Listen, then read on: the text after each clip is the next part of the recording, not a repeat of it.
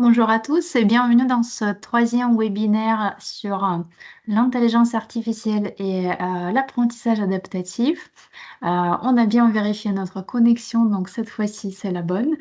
C'est une série de webinaires qu'on vous propose dans le cadre de l'action accompagnement pédagogique du projet AI Auto et je suis aujourd'hui avec Isabelle Drémaux, notre présentatrice et connaisseuse de l'intelligence artificielle et ma collègue Lucie qui s'occupe de l'action accompagnement pédagogique qui a organisé ces webinaires. Je te laisse la parole, Lucie.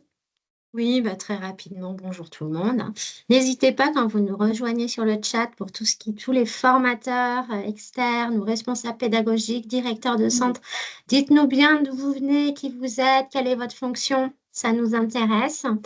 Et avant de passer la parole à Isabelle, je vais également vous montrer un petit outil que je diffuserai, dont je diffuserai le lien dans le chat de conversation. Petit outil que je veux juste vous présenter, sur lequel il sera possible tout au long de ce webinaire que vous notiez des envies, des intentions que vous pouvez avoir en entendant Isabelle par rapport à des tests et des applications des outils présentés. Je vous montre juste la page comme ça, vous comprendrez mieux. C'est un petit scramble. Je vais vous envoyer le lien qui s'affiche en haut. Ici, du coup, l'idée, c'est que vous pouvez, vous, de votre côté, générer un petit post-it quand vous le souhaitez en cliquant sur la gauche et écrire. Imaginons qu'il y a un outil qui s'appelle Présente. Vous vous dites quand même, ça nous semble intéressant, j'irai bien voir plus loin. Qu'est-ce que ça donne? Vous le créez, donc vous créez votre petit post-it en bas sur la gauche en cliquant ici, plutôt gauche, le petit outil de gauche à droite, il est trop petit le post-it, c'est pour ça. Enfin, vous pouvez jongler, hop, avec, vous pouvez par la suite, si vous voulez, changer les couleurs. Et là, juste, je vous ai dit, moi, je pense à tester, je dis n'importe quoi, des prompts avec l'outil. J'ai pas vu le webinaire, alors c'est un peu délicat de savoir des prompts avec tel outil en me disant, bon, ça m'a l'air simple et rapide, ça, je vais le faire la semaine prochaine, j'ai du temps. Ou sinon, c'est un peu plus ambitieux, je vais le faire courant de mois de juillet. Ou sinon, peut-être dans les 2 prochains mois, parce que moi, j'aimerais bien tester quelque chose de plus gros et de plus global. Donc, mettez ça sur ce petit post-it et derrière, mettez juste votre adresse email. Là, j'ai fait des petits exemples en jaune dans les post-it jaunes. Tout simplement, moi, je me propose, ça va être début décembre, de faire une petite liste de diffusion avec ces adresses email et de prendre des nouvelles, qu'on se mette en contact. Voilà. Hop, du coup, je vous mets le lien pour que vous puissiez directement accéder à ces post-it. Et je laisse la main à Isabelle. Voilà le lien. Merci Isabelle. Merci Lucie, merci Katharina pour la présentation et l'invitation. Donc, on se retrouve pour la deuxième fois, pour ceux peut-être qui ont suivi un webinaire précédent. Alors, je vais vous partager le support d'aujourd'hui et on va parler des prompts en formation. Voilà, donc je vais le mettre en grand. Je pense que vous l'avez sous les yeux. C'est bon pour tout le monde? Oui.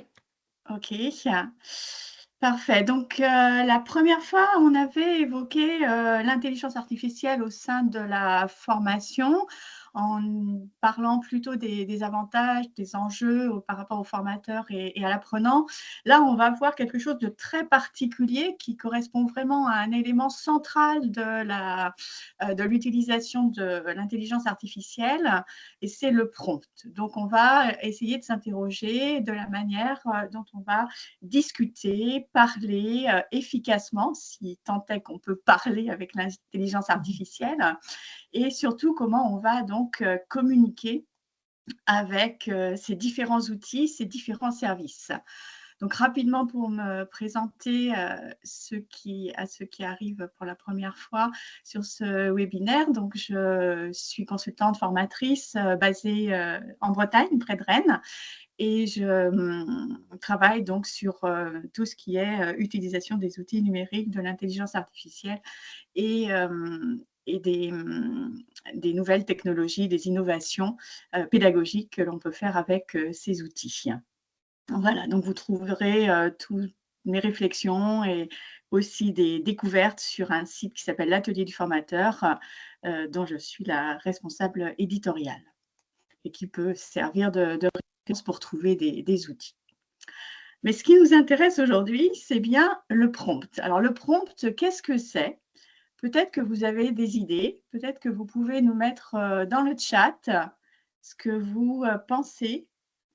À quel autre synonyme, quel autre mot vous pensez quand on parle de prompt? Est-ce qu'il y en a qui auraient des idées, d'autres termes à utiliser à la place d'un prompt? Ou alors est-ce que c'est un mot tout à fait nouveau et inconnu? Une commande, oui, on peut, là on est dans des termes déjà d'ingénierie informatique. Une requête, tout à fait. C'est un mot qui peut être utilisé, qui est souvent utilisé même. Voilà, une commande, ça revient. Voilà, commande, requête, voilà, ou une interrogation, ça peut être aussi une interrogation. Alors, dans la définition, on va donner aussi ce terme d'instruction. On va dire qu'un prompt, c'est une demande, une instruction qu'on va fournir à un système d'intelligence artificielle, un outil, un service qui va nous servir à générer des réponses. Et les réponses, elles vont apparaître sous différentes formes. La forme la plus usuelle, habituelle, ça va être sous forme de texte quand on pense aux agents conversationnels. Mais on peut tout à fait avoir des réponses sous forme d'images. Vous connaissez aussi la génération d'images à partir d'un texte. Et puis, on va aller aussi sur des créations de vidéos, peut-être d'autres médias. Il y a des choses vraiment intéressantes qui commencent à se faire à partir simplement d'une requête, d'une demande, d'une commande que l'on va faire à cet outil. Donc ça, c'est le point de départ, c'est de savoir qu'est-ce qu'un prompt et comment on va l'utiliser. La deuxième chose, c'est de se dire, mais d'accord, je sais comment je peux formuler, mais avec quel outil je vais utiliser ces requêtes?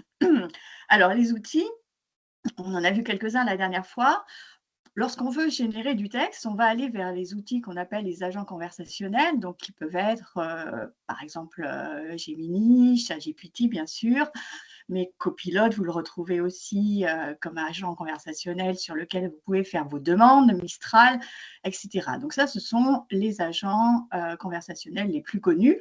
Après, il existe également des sites qui sont des sites qui vont être ciblés pour la rédaction d'articles, de blogs, et donc qui vont vraiment, sur une requête, vous donner exactement une structure de blog avec une introduction, avec une accroche, par exemple. Donc, il y a des outils qui sont créés, formés pour des demandes particulières. Ensuite, on a également les outils qui permettent de créer des images. Alors ça, on les connaît peut-être un peu plus. Alors, ce qui est intéressant sur ces outils-là, maintenant que vous savez qu'il y a des prompts, c'est d'aller voir où se trouve ce prompt sur de tels services. On peut prendre l'exemple voilà, d'un site qui permet de créer des images. Donc, je vais partir sur stockimage.ai. Est-ce que c'est bon pour vous? Lucie, un petit retour pour savoir si… Oui, c'est bon. Oui, ok, super. Donc ici, je suis sur un service d'images générées par ordinateur, par intelligence artificielle, et comme sur tout autre service. Et là, vous voyez, quand je passe ma souris, je vois du texte. Et ce texte-là, en fait, c'est un prompt. C'est vraiment le prompt que l'on retrouve ici également. Voilà, on a la nomination de ce prompt. Et je peux faire un copier-coller et voir si avec un autre outil, par exemple, je ne vais pas pouvoir avoir, par exemple, ici, ce robot. On avait la description pour un robot. Donc, ce sont des textes qu'on va pouvoir copier-coller et réutiliser sur d'autres outils. C'est ça l'intérêt aussi. C'est qu'à partir du moment où il y a quelque chose qui vous semble intéressant, qui vous plaît, vous pouvez enrichir, modifier, mais partir de la même base et de la même structure. Donc, si on fait l'exemple donc de ce prompt, donc je vais retourner ici sur la présentation et je vais utiliser le deuxième outil, qui est l'outil qui peut être utilisé sans inscription, qui s'appelle Pink Finder. Donc voilà. Et sur cet outil, je vais coller le texte que j'avais tout à l'heure. Et je vais lancer la génération d'images. Donc vous voyez quelque chose qui est, je ne sais pas si vous vous rappelez ce qu'on avait tout à l'heure sous les yeux, on avait quelque chose plutôt dans les tons bleutés et on n'avait pas un robot aussi longiligne, aussi blanc. Il n'était pas non plus installé sur des chaises. Donc, on a quelque chose de différent. Donc, tout le travail qu'on va avoir à faire, en fait, lorsqu'on va trouver des prompts, des textes, c'est de voir si ce texte, il est bien adapté à ce que l'on a envie de connaître et de savoir de l'outil et surtout d'arriver à une construction de réponses qui va pouvoir être utilisable, notamment dans le cadre de création de cours. Donc déjà pour les images, donc j'ai fait le test avec copier-coller. On peut faire exactement la même chose avec des prompts qui circulent. Maintenant, vous allez voir beaucoup de sites qui sont des bibliothèques de prompts, par exemple. Et surtout dans le domaine de la formation, il y a énormément de tests qui se font.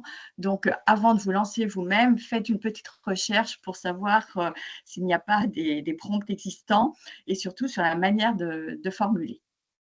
Et puis le dernier, c'est la création de vidéos. Donc, de la même manière, on va trouver, à partir d'un prompt, la possibilité de créer des vidéos. Donc, sur la droite, vous avez un mécanicien qui s'affaire là au-dessus d'un moteur. Et le prompt que j'avais donné, c'était simplement un mécanicien. En plus, j'avais oublié une partie du texte. Il l'a trouvé quand même. Il a réussi à générer quelque chose de pertinent. Un mécanicien en train de travailler près d'une voiture.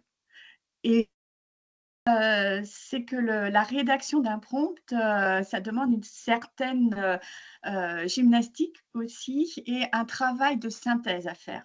Alors pour vous permettre de faire ce travail de synthèse, il y a un petit jeu qui s'appelle Twin Peaks qui existe et qui s'actualise tous les jours en fait. Donc, je ne me mets pas en partage d'écran là, je vous laisse simplement aller l'observer.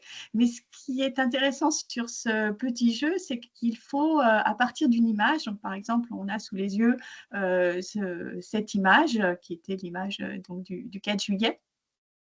Et il faut en quelques mots, simplement, on a un certain nombre de caractères et il faut décrire l'image. Donc, il faut être très, très synthétique et essayer de rester vraiment, s'intéresser aux éléments les plus importants. Donc là, on peut mettre, par exemple, vous essayerez une tête de buffle avec des grands yeux entourée d'une prairie avec des fleurs de toutes les couleurs. Un lac en fond. Donc déjà, ça fait beaucoup d'informations. Et à partir de ces informations-là, vous voyez quel va être votre score. Et l'outil vous donne un score final si vous êtes très proche de la définition de l'image et vous avez votre propre image aussi qui va être créée. Donc ça, simplement, un petit outil à connaître et pour s'entraîner à écrire des prompts et à faire donc usage de synthèse, de la synthèse. Alors, les prompts, vous avez vu, c'est du texte, c'est simplement des mots qu'on va ajouter. mais pour que ça soit pertinent, il y a quand même une certaine méthodologie qui commence à apparaître. Et là, je vais m'intéresser à 3 méthodes les plus pertinentes pour l'instant. C'est vrai que ça évolue, donc on pourra avoir toujours plus de propositions par la suite. Mais parmi ces 3 méthodes, il y a une méthode qui s'appelle le méga prompt. Alors, un méga prompt, qu'est-ce que c'est? Ça va être une instruction qui va pouvoir faire une demi-page. Elle est vraiment très, très détaillée. On va donner à l'outil beaucoup d'informations comme le rôle, la tâche, des formats, d'un contexte, une tonalité, pour essayer de correspondre au plus près de la demande. Alors, ça veut dire aussi qu'on a réfléchi auparavant à ce que l'on veut. Donc, ça demande un travail en amont de rédaction, peut-être aussi d'expérience de différents prompts pour savoir lequel fonctionne le mieux. Une seconde méthode, ça c'est une méthode que je pratique un petit peu plus, c'est la méthode entonnoir, où on va utiliser des prompts intermédiaires, c'est-à-dire qu'on va avoir une succession en fait de demandes, de textes, qui vont vraiment coller à la réponse qui a été donnée par l'outil. Donc ça permet d'aller beaucoup plus près et peut-être un petit peu plus vite, plus près du résultat, et on reste dans un mode de discussion. Alors que sur la méthode du méga prompt, ben, on va avoir peut-être un peu moins d'échanges que sur l'entonnoir. Et enfin, la dernière méthode, c'est l'arbre de pensée. Ici, on est sur un travail qui va être un travail à réaliser en amont. On va travailler un petit peu en mode projet. En fait, on va réfléchir en 4 phases. Il y a 4 étapes qui vont permettre en amont de la demande de travailler sur la rédaction des prompts. Donc, pour voir ça d'une manière un peu plus précise, on va passer ces 3 méthodes en revue. Donc, la méthode du méga prompt. Vous voyez, quand je disais une demi-page, on a ici un prompt qui a été rédigé par un enseignant et qui vous donne toutes les informations. Donc, c'est de la rédaction comme un texte. On donne énormément d'explications. Et donc, l'outil va se servir de toutes les informations qui sont dans ce prompt pour vous donner une réponse. Donc, c'est assez intéressant à utiliser lorsqu'on tombe sur des prompts qui correspondent vraiment à ce qu'on attend. Voilà, comme ça, on a tout de suite un résultat, on peut l'utiliser tel quel. Après, si vous voulez faire des variations adaptées à votre enseignement, peut-être que dans un premier temps, ce qui peut être intéressant pour vous, c'est faire une démarche par entonnoir où à ce moment-là, vous allez interroger au fur et à mesure l'outil. Donc, dans la méthode de méga prompt, on peut aussi donner un rôle, puisque ici, on va lui donner le rôle de coach pédagogique pour créer une conférence interactive. Donc, on a déjà quelque chose de très défini dans la demande qui va se faire et qui est proposé ici sur toute la rédaction de ce texte. Ensuite, dans un second temps, donc dans cette méthode entonnoir, où on va poser au fur et à mesure des questions par rapport aux réponses. Ici, je vous ai mis en copie d'écran une demande sur voilà, des dates clés de l'évolution de la politique agricole, en demandant à les présenter sous forme de tableau et de proposer un exercice. Car les agents conversationnels peuvent aussi agir sur le format de sortie. Et donc, si on lui demande à la fin sous quelle forme le résultat doit apparaître, il va vous donner ce format-là. Ça, c'est vraiment très pratique et ça permet de gagner du temps. Donc, vous voyez qu'ici, j'ai directement les années, l'événement clé et l'exercice. Et donc, à chaque fois, si je n'avais pas demandé au départ de le présenter dans le tableau, bah, je peux réagir à la réponse et récupérer le format que je souhaite avoir. Donc, la méthode entonnoir, ça va être une méthode qui est quand même plus facile, plus rapide à utiliser avec les agents conversationnels. Et puis la troisième, qui est donc la méthode arbre de pensée, donc qui correspond à une méthode qui est utilisée en mode projet, hein, quand on est sur des projets informatiques notamment. Et là, on a des étapes qui se font en quatre temps. Donc, vous l'avez très bien décrit sur un article. Je repartage ici une autre page Internet en espérant que ça tienne sur la connexion, juste pour vous montrer que vous allez trouver vraiment tous les prompts sur cette page. Mais je vais les voir avec vous comment ces étapes se définissent. Donc, sur la première étape, on va identifier quelle est notre demande, quel est notre problème. Donc, par exemple, dans l'article qui était sur le site internet, c'était « Tu es un pédagogue confirmé, spécialiste des outils d'organisation, spécifiquement sur l'outil Notion ». Donc, on a vraiment des choses qui vont être très détaillées. Ensuite, on va lui demander de proposer différentes choses. Donc, ça, c'est nouveau par rapport aux autres prompts où on n'est pas forcément dans l'idée de lui demander d'aller chercher plusieurs propositions. On s'attend simplement à une proposition, alors que vous voyez que ça peut être beaucoup plus riche si on lui propose, si on lui demande d'aller avoir plusieurs idées pédagogiques et qu'on ait la possibilité de choisir par la suite. Donc voilà, déjà, on a des propositions qui vont être des propositions différentes. Et ensuite, ça va être à l'outil aussi d'évaluer la possibilité, les avantages, les inconvénients de telle ou telle proposition. Et il sera aussi d'une aide pour la décision. Donc, il pourra créer, une fois qu'il aura évolué, proposer son évaluation, proposer également un classement des 3 options.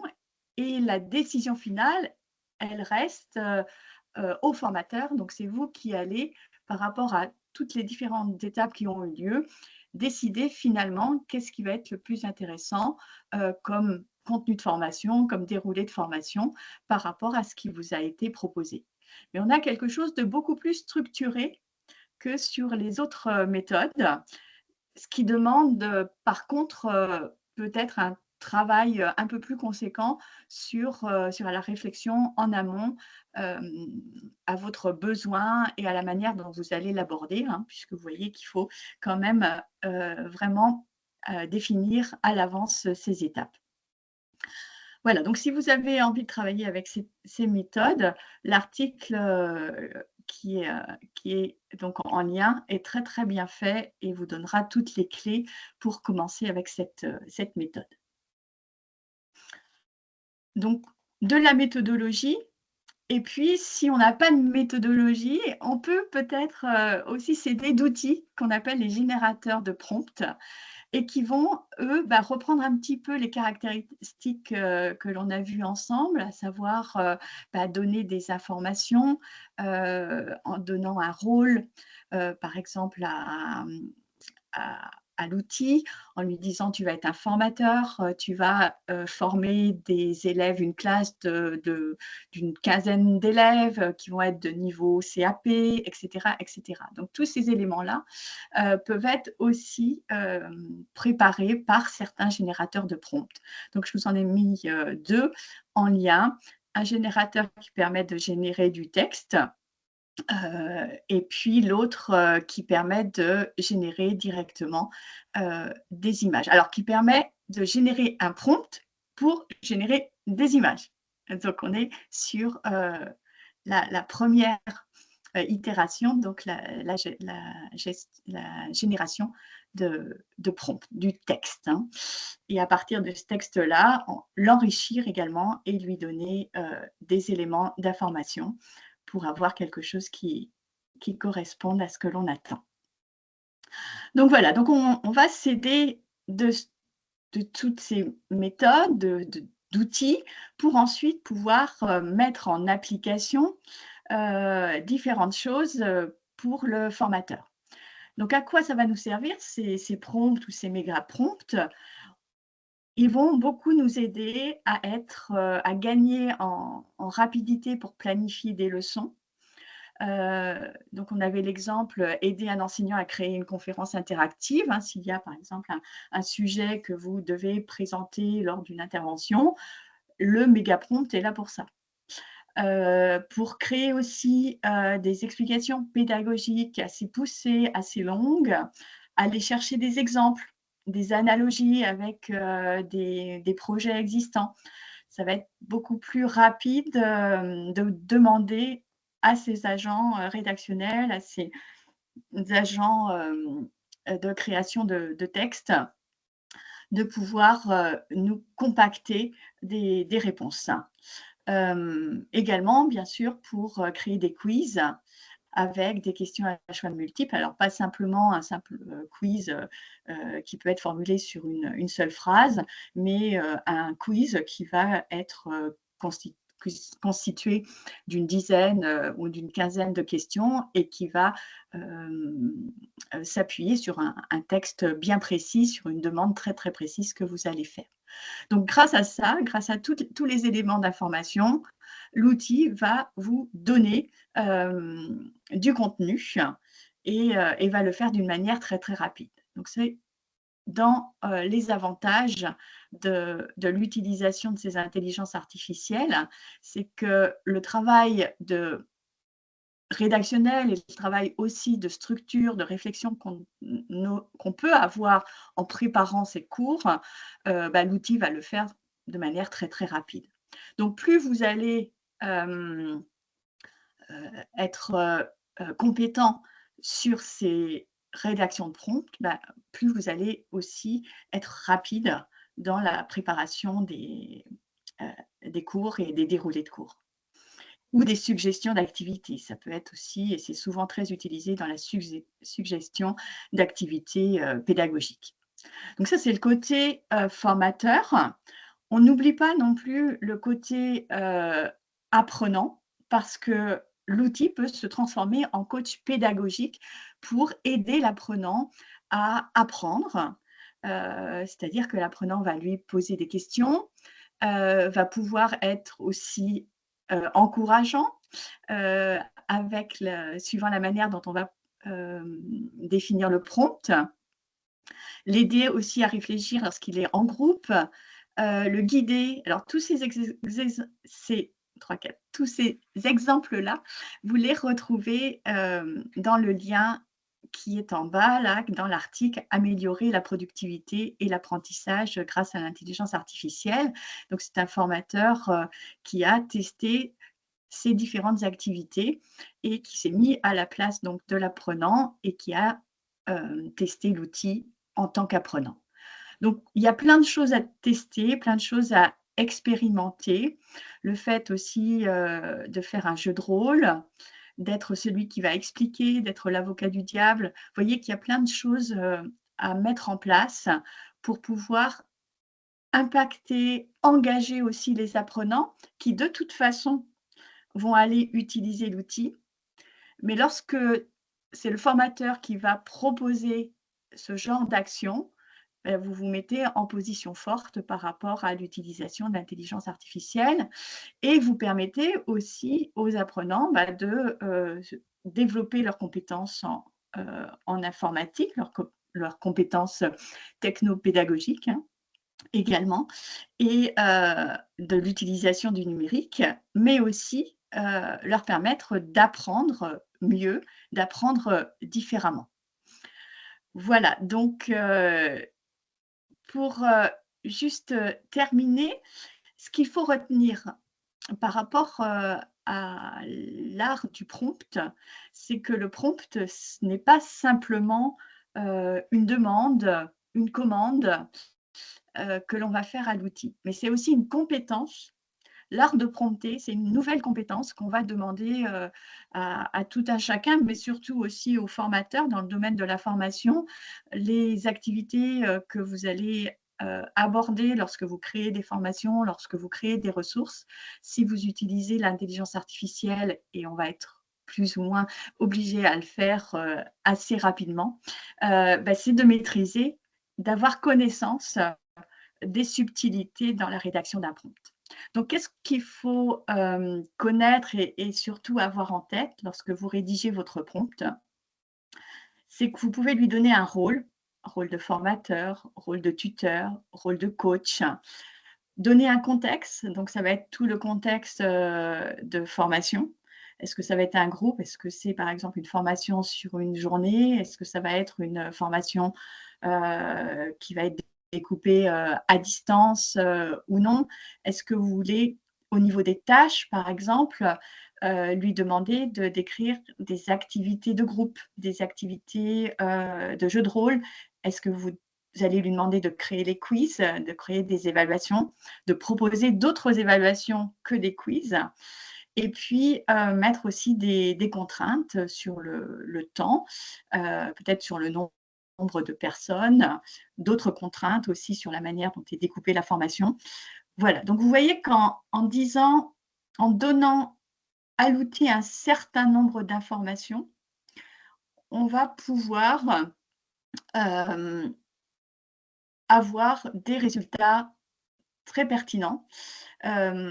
Et donc, c'est pour ça que la dernière fois, je disais que ça pouvait être intéressant de mutualiser aussi lorsque vous êtes dans des structures vos prompts, les prompts qui ont été testés par vos collègues pour savoir ce qui fonctionne. Parce que je pense qu'en fait, le prompt va être intéressant quand il est vraiment dédié à certains apprentissages. Donc, suivant vos domaines d'application, vous allez avoir des prompts qui vont très, très bien fonctionner, qui ne vont pas forcément fonctionner de la même manière pour l'enseignement initial que pour l'enseignement plus pratique.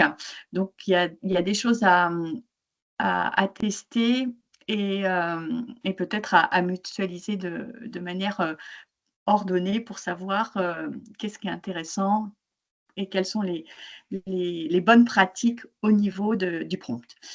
En tout cas, lorsqu'on parle d'intelligence artificielle, le prompt va être l'élément incontournable. Je termine avec cette bibliothèque de prompts, qui est une bibliothèque qui recense des sites qui ont créé soit des prompts utilisés en formation, soit également d'autres bibliothèques de prompts. Mais tous ces prompts sont des tests en français réalisés. Et donc, voilà, si vous avez des questions par rapport au prompt, je n'ai pas trop regardé pour l'instant sur le chat. Non, il n'y en a pas eu au cours de la présentation pour l'instant.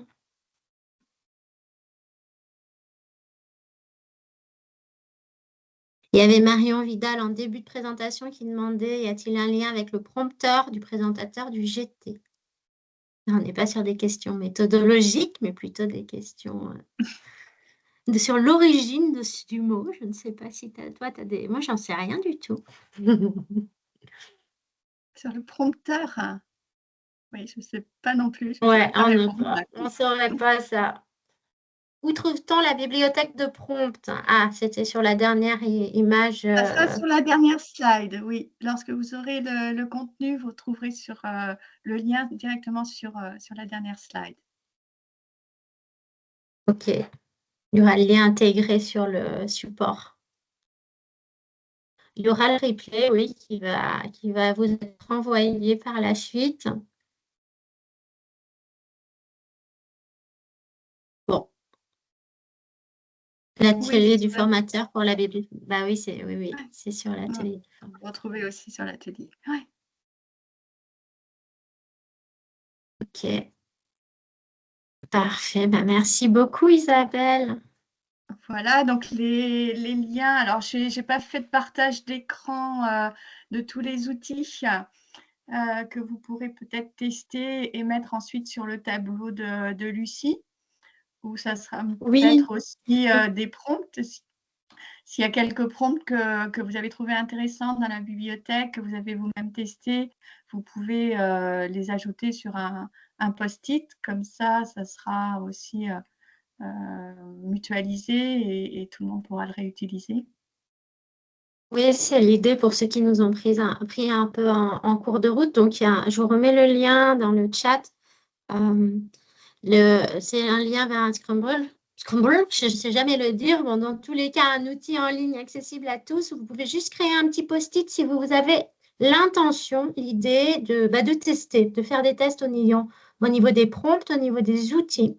Et juste de mettre, du coup, sur le petit post-it votre adresse email et également voilà, l'intention que vous avez, peut-être tester des prompts dans le cadre pour planifier différentes séquences pédagogiques, je vous dis n'importe quoi, mais juste votre intention.